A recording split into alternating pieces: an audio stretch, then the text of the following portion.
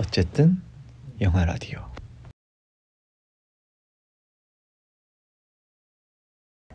어쨌든 영화 라디오 세 번째 시간입니다. 저는 주절남, 저는 자잘남입니다. 저희가 이전에 다뤘던 영화들도 가벼운 영화는 아니었는데 오늘은 좀 유독 무거운 주제의 영화를 좀 다루려고 해요. 이제 저희가 세 번째로 다룰 영화는 비스트 오브 노 네이션, 넷플릭스 오리지널 영화인데 저는 사실 전쟁 영화를 그렇게 좋아하지는 않는데 자잘남 씨의 추천으로 이 영화를 보게 됐거든요. 근데 좀 되게 무겁고 좀 여러 가지 생각이 많아지는 그런 영화였던 것 같아요.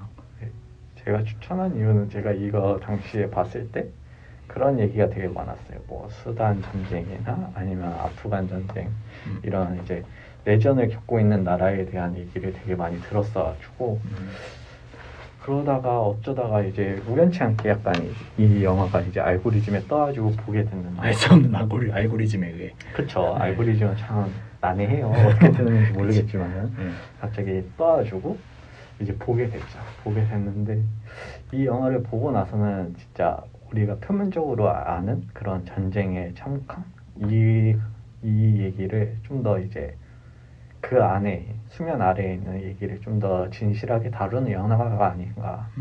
그래서 아마 그런 점에서 이제 주잘남 씨가 많이 느꼈던 거라고 생각해요. 그러니까 얘기해주신 단어 중에 그 참혹함이라는 단어가 아마 이 영화랑 가장 어울리는 단어이지 않을까 싶어요. 네. 일단 간단하게 영화 내용을 요약하자면 아프리카의 한 마을에 살고 있는 이제 약 5살, 6살 정도 되는 소년 아구가 어느 날 갑자기 본인의 마을과 가족들이 정부군에 의해 본인들이 반군이라는 억울한 누명을 받고서 죽임을 당하게 됩니다.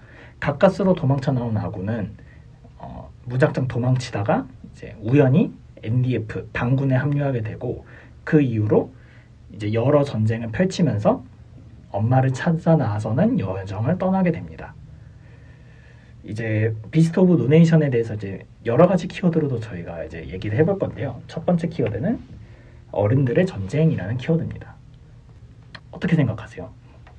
일단 전쟁이라는 것은 어쩔 수 없이 다 성인 남성들이 주가 되고 그 사람들에 의한 이제 갈등이 발단이 되어서 전쟁이 일어나게 되는 건데 그러다 보니까 그 안에서 이제 이 비스트 오브 노 네이션처럼 이제 의도치 않은 민간인, 어린 아이들, 그 다음에 여자들까지 이제 휩쓸리게 되는 그런 모습을 보여주는 게 이 영화인 것 같아요. 그래가지고 어른들의 전쟁이 진짜 그런 사람들께 되게 참혹한 피해를 주고 되게 왜 굳이 자기네들의 갈등에 의해서 누군가 저렇게 피해를 봐야 되는지 그런 모습을 진짜 많이 보여주죠. 그러니까 이 영화를 이제 보면서 다시 한번 느낀 건데 보통 이제 사람과 사람이 싸우는 거는 되게 감정적인 것로 충돌해서 싸우는 거잖아요.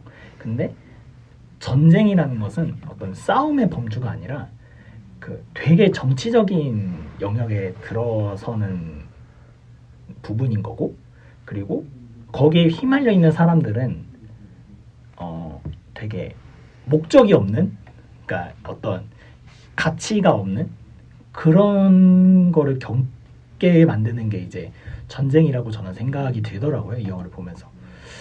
그러니까 이제 가장 큰 거는 이제 정부군과 반군의 전쟁도 있겠지만 사실 여기서 코맨더 이제 사령관으로 나오는 사람들도 어떻게 보면은 이제 본인의 이속을 챙기기 위해서 이제 아이들을 이렇게 데려다가 게릴라군을 만드는 거잖아요. 어떻게 보면은. 그렇죠.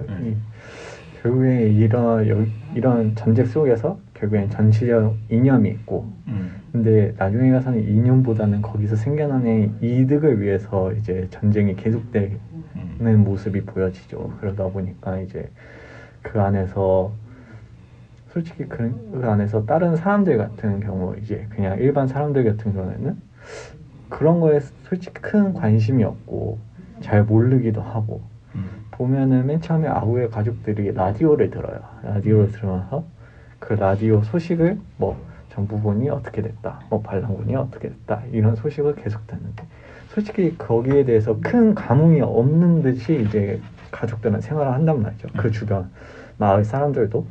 근데 결국엔 이제 그 전쟁의 장소가 아구의 마을이 되면서 전쟁의 한복판에 들어서면서 이제 그 사람들이 어떻게 해야 될지도 모르겠고 우리는 여기를 선택한 것도 아니고 저기를 선택한 것도 아니고 가만히 있는 그냥 일반 시민일 뿐인데 선택을 강요받고 죽음까지 이르게 되죠.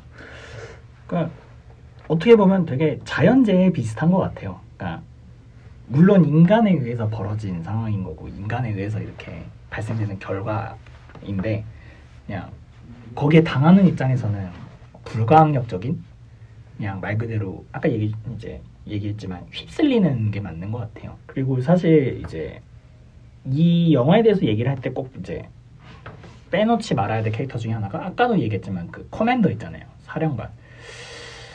저는 그 사람이 좀 제일 영화에서 어떻게 저런 사람이 있을 수 있지라는 생각이 좀 많이 들긴 했어요.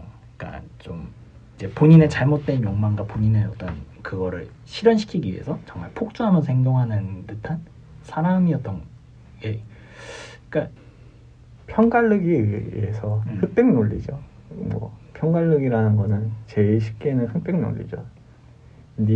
너 우리 아니면 너희 아니면 흑백 이렇게 나뉘면서 그렇게 편을 가르면서 그 사이에서 이제 갈등이 생기는 거에 의해서 이제 누구나 피해를 보고 누군가는 이제 편으로 끌어들여도 결국엔 그 편에 가면은 이제 펼치는 사람에 의해서 끌려가는 사람이 마련이 있고 그로 인해서 피해가 생기는 것 같아요. 그런 점에서 이제 아구도 보면은 이제 흑백 논리를 펼치는 그런 어른들의 입장에서 기득권 세력의 입장에서 이제 휩쓸려가는 일반인 피해를 봤었지만 이미 휩쓸려갔고 또 그 편에 대해서 피해를 주기도 하고 그런 모습을 보여주는 게 아닌가.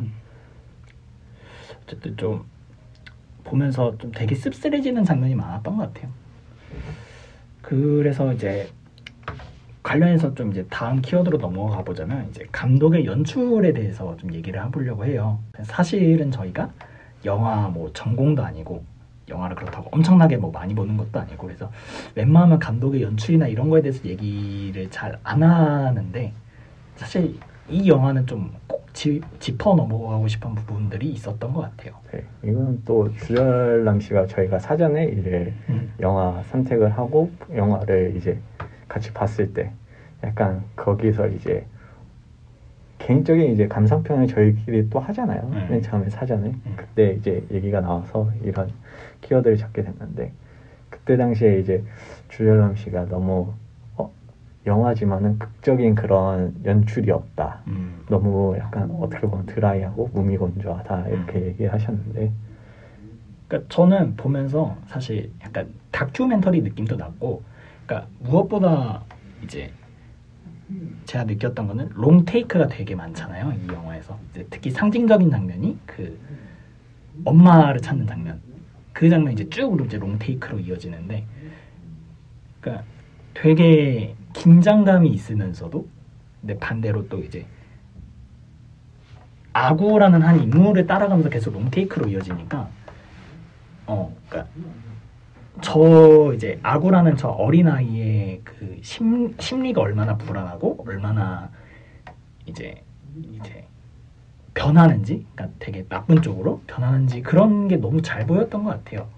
그런 장면들이 저는 좀 기억에 많이 남아서 차장남 씨는 좀 여기서 나왔던 연출 이런 건 좀 어떠셨어요? 저도 동의를 해요. 다큐멘터리 연출인 것 같다. 왜냐면은 아무래도 이 영화가 아구의 시점이나 아구의 이야기를 얘기하는 게 많다 보니까 한 아이의 이제 전쟁 속에서 한 아이의 이야기를 약간 대서사시처럼 이렇게 길게 쭉 빼다 보니까 그런 롱테이크 연출도 많았던 것 같고 그러다 보니까 이제 아구의 표정에 집중해서 아구를 찍는 장면도 되게 많고 그리고 사실 보면은 뭐 아구도 아구지만 다른 인물들을 잡을 때도 좀 유독 클로즈업이 많았던 것 같아요.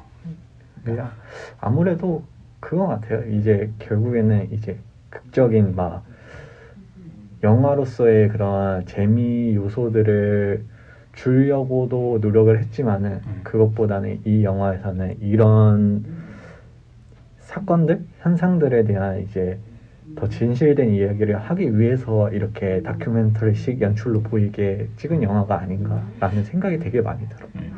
그리고 또 뭐 명장면이라고 하기는 좀 그렇지만 이제 아구가 이제 뭐 전쟁이라고 하기도 사실 되게 좀 그렇죠. 그냥 민간인 학살을 하러 나가는 장면에서 그 약간 갈대밭이 약간 핑크빛으로 물드는 장면 기억나나요 혹시?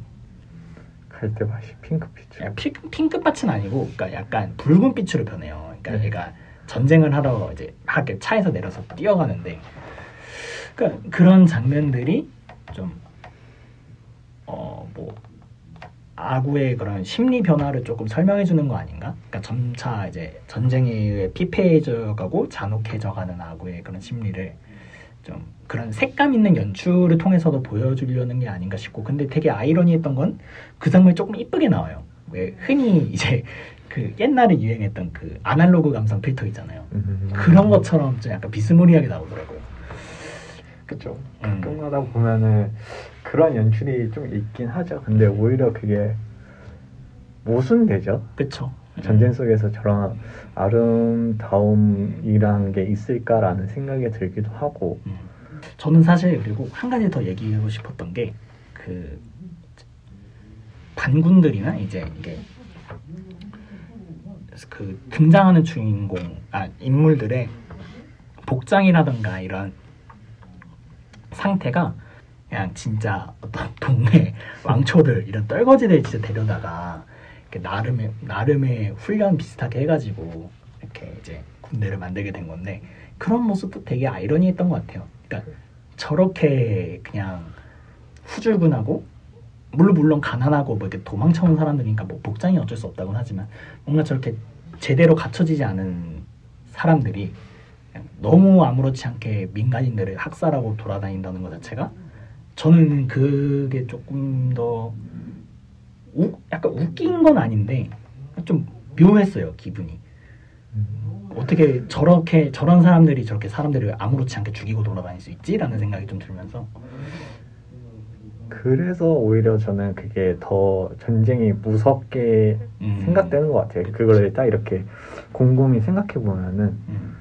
그러니까 뭐 예를 들면은 뭐 진짜 막 완전 완벽 군장을 하고 막 이런 무장 군인들이 막 이렇게 사람을 죽인다라고 하면 저 군인들 개새끼들, 군인들 나쁜 새끼들 이렇게 될 텐데, 그렇지 않은 사람들, 그러니까 비슷한 복장을 한 사람들끼리 이렇게 서로 쏴 죽이고 이런 걸 보니까, 그러니까 저는 그랬던 거죠. 뭐 약간 얘기했던 것처럼 좀 더 잔인하게 느껴질 수도 있었던 것 같고, 여기서 얘기했던 것 중에 이제 뭐 아동 군인 뭐 아니면은 좀 민간인 학살 이런 얘기를 많이 했는데, 이제 사실 그 세 번째 키워드랑 좀 연관이 많이 되는 이제 내용일 것 같아요. 이제 의미 없는 죽음에 대해서 좀 얘기를 해볼 건데, 소위 말하는 진짜 아무 이유 없이 죽어가는 사람들, 그리고 혹은 이제 어른들이 본인들의 이득을 위해서 이렇게 거기 휩쓸려서 죽임을 당하는 사람들, 이런 게 너무 많았던 것 같아요.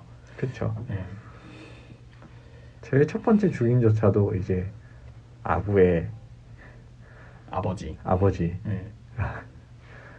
이제 아버지가 이제 잡혔을 때 맨 처음에 정부군에 잡히죠. 정부군에 잡혀서 이제 있는데 우리는 몰라요. 반란도 모르고 아무것도 모릅니다. 막 이러면서 하는데, 정부군의 군인이 이렇게 딱 세운 다음에 계속 질문을 하죠. 근데 질문을 해봤자 저는 그 질문이 되게 무의미하다고 생각할 것 같아요. 그냥 이미 의심을 시작하는 단계이고, 그 질문 자체가. 그런 와중에 이제 군인이 옆에 있는 어떤 아줌마, 노망난 아줌마라고 하죠. 노망난 아줌마가 얘네들 다 반란군이야, 얘네들 다 뭐야 막 이러자마자 이제 직결 처형이죠. 그렇죠. 직결 처형을 하게 되죠. 그때부터 이제 의미 없는 죽음이 시작되지 않았나. 그냥 누군가에 의해서 그냥 한마디에 의해서 바로 뭐 기다 아니다 이런 거를 더 뭐 재고나 이러지 않고 전쟁이라는 안에서는 그냥 누구 한마디에 의해서 쉽게 죽임을 당하고 죽이기도 하고 이런 모습이 일단 그때부터 바로 시작이 돼버리죠. 그러니까 저는 이제 이런 죽음이라는 장면에서 좀 되게 상징적이었던 장면이 이제 두 개가 떠오르는데, 하나는 이제 그 아까도 얘기했지만 이제 아구가 엄마를 찾는 장면에서 이제 그 강간을 당하고 있던 여성을 그냥 죽이잖아요.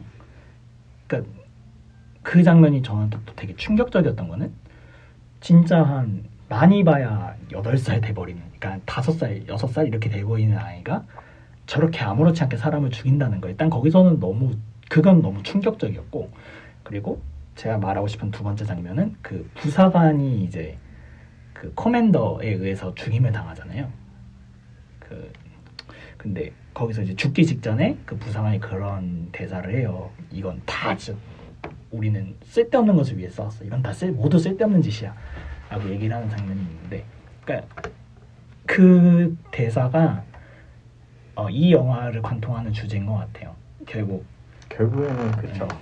다 쓸데없는 것에 의해서 근데 그 쓸데없는 것이라고 생각하는 것도 그 사람도 그 커맨더도 이제 총사령관을 만나기 전까지는 자기도 그 일원으로서 목적성이 있었는데 목적성이 있고 자기도 이 전쟁으로 인해서 자기가 취할 게 있고 이득이 될 거가 있다고 분명하게 생각하고 있던 사람인데 이게 없어지자마자 자기도 이제 느낀 거죠. 자기도 이제 누군가에 의해서 불임을 당했고 이유 없는 이제 행동을 하게 됐고 그러니까 그 순간 이제 아무 의미가 없어진 거죠. 이 전쟁 자체가 자기한테는. 그리고 전체적으로 이 영화를 봤을 때 정부군하고 반란군하고 싸우는 장면은 거의 없어요. 맞아요. 그게 저도 그런 얘기를 하고 그 싶었어요. 주변에서는 이제 일어난다고 하지만은 아구가 돌아다니면서 하는 거 보면은 어떤 마을에 가서 약탈하고 그 마을에 사는 사람들을 죽이고 나중에 점점 갈수록 그런 질문도 안 해요. 너 정부군이야? 반란군이야? 이런 말도 없이 일단 죽이고 본단 말이죠. 그렇죠. 그러니까 그 커맨더도 그런 얘기를 하잖아요. 저 마을은 정부군의 마을이야. 한 놈도 살려두지 마라. 이러면서 이제 그러니까 이런 얘기는 되게 폭력적으로 들릴 수 있는데 그냥 그 마을을 그냥 청소해버리죠. 그러니까 우리 옛날에 인종 청소라는 말을 했었잖아요. 그렇죠. 그냥 그 마을을 완전히 청소해버리죠. 그냥 다 죽여버리고 모든 걸 다 부셔버리는 그런 것들이. 그러니까 이 영화를 뭐 이제 전쟁 영화라고 해야 될지도 저는 사실 좀 퀘스천이긴 해요. 어떻게 보면은 뭐 싸우는 씬이야 있는데 어떻게 보면 제대로 된 전쟁 장면이 없는. 그렇죠. 치고받고 싸우는 장면은 거의 드물고 죽임을 당하고 죽이는 장면밖에 안 나오는. 솔직히 점점 갈수록 누가 정부군인가 누가 반란군인가 이런 그런 것도 의문이 들어요. 그게. 그러니까 왜 싸우는지가 없는 거죠. 그렇죠. 참, 그게... 마지막에 유엔군 빼고는 그게 구분이 잘 안 가요. 솔직히 유엔군은 그런 하늘색 모자를 하늘색 군모도 쓰고 막 이렇게 나타나서 유엔군이나 하지, 그 전까지는 반란군과 그냥 정부군의 그런 구별점이 딱히 두드러지지가 않아요.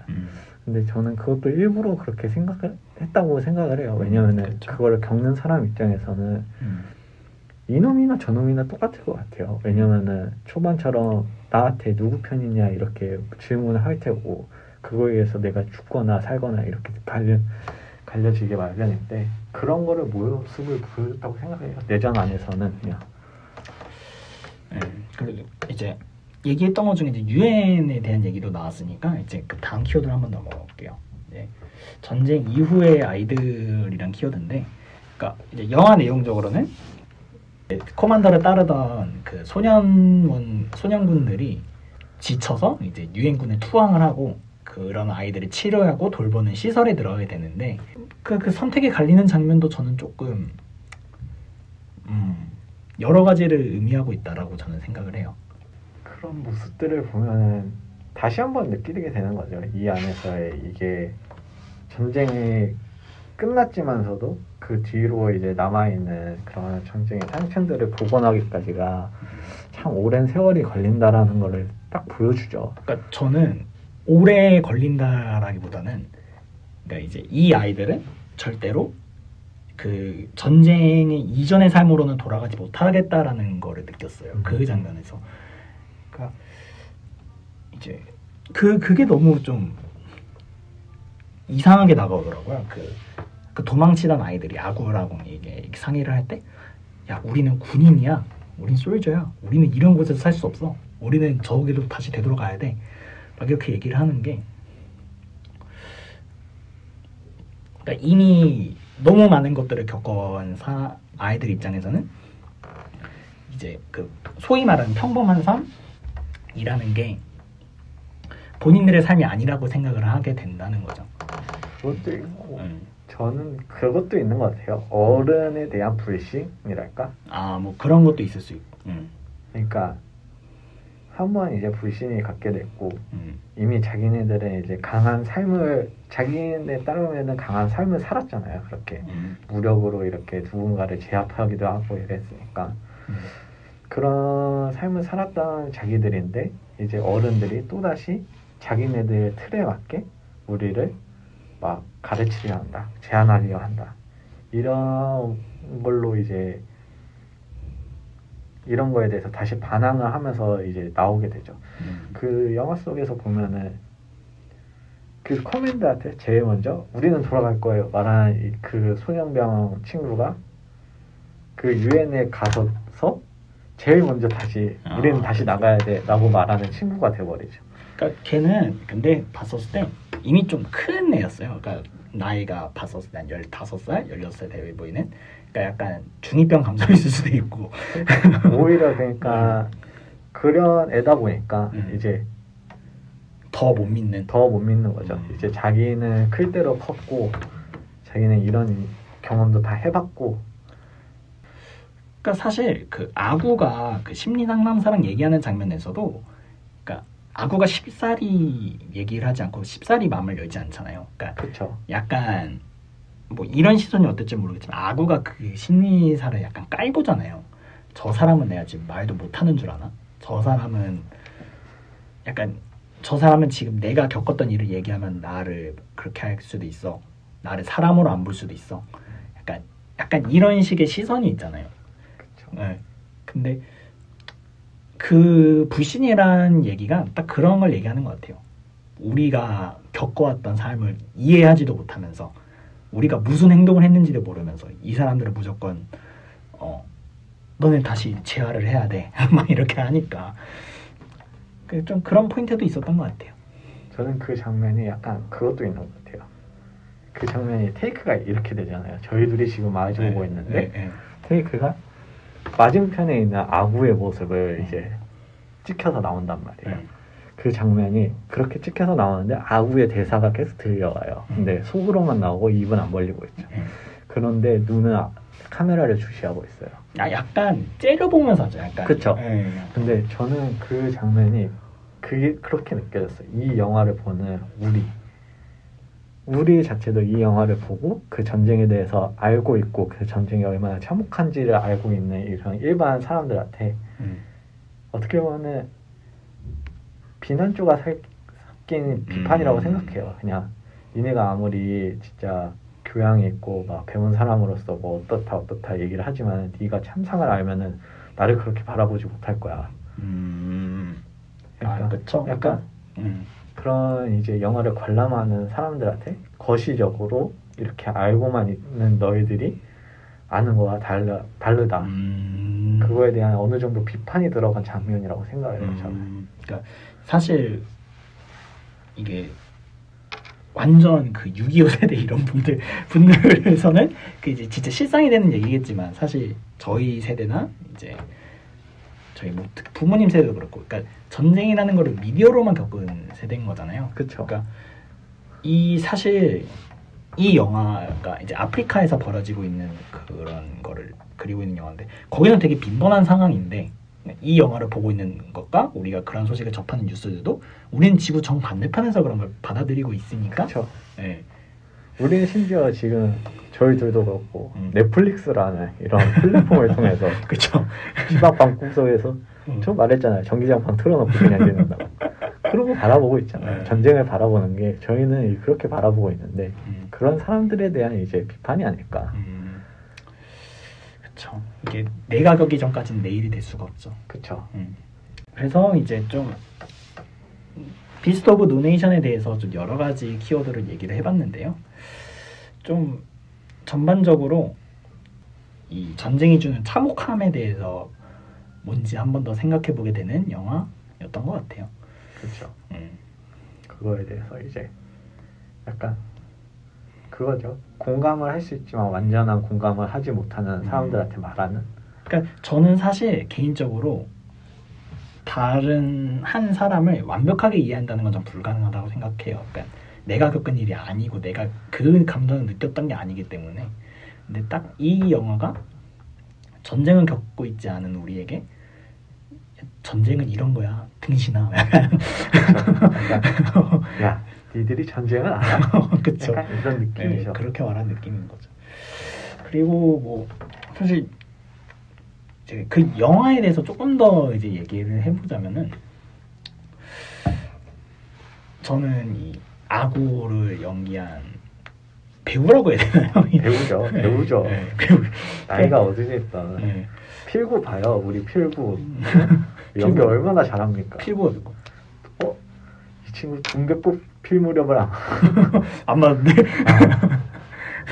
필구 모르니까 얼마나 아역 배우들의 연기를 잘하는 시대인데. 아까도 얘기했지만 이제 감독 연출상으로 이제 인물 클로즈업이 많잖아요. 그러니까 이 되게 미세한 표정과 이 되게 복잡 오묘한 이런 모든 것들을 너무 잘 담아내는 것 같아요. 이 그쵸. 약간 배우가 너무 심각하게 잘 드러내요. 잘 표현하고. 그래서 저는 약간 그런 생각도 했어요. 약간 다 끝나고 나서 여기 나온 애들은 진짜 심리적으로 괜찮을까라는 생각이 되게 많이 들었어요. 왜냐면은 성인 배우들도 어떤 역할을 하고 나면은 약간 심리적인 충격을 받고 후유증이 있고 부담이 돼서 흉증이 남기 마련인데 이 친구는 진짜 보면은 대단해요. 그냥 그런 막 역할 다 하고 막 그 중에서 담배 피는 거 보면 이 친구 진짜 담배 피는 애 아닌가라는 생각도 들어요. 그렇죠. 당연히 뭐 이게 모형 약간 연출을 위한 담배긴 하겠지만 참 그렇죠. 담배도 맛깔나게 피고. 아구뿐만 아니라 다른 그 주변 이제 아역 배우들, 소년 배우들도 다 연기를 다 잘했어요. 그래가지고 그런 점에 의해서 약간 더 오히려 진중하게 현실감 있게 다가오지 않았나. 배우들의 연기가 진짜 뛰어났죠. 이제 또 저희가 항상 뭐 의뢰처럼 하는 게 있는데 또 이 영화를 또 누군가에게 추천을 해줘야 되거든요. 저는 그러니까 이 영화가 비록 청소년 관람 불가긴 하지만 저희는 그 우리나라에 살고 있는 모든 초딩 잼민이들한테 이 영화를 추천해주고 싶습니다. 왜죠?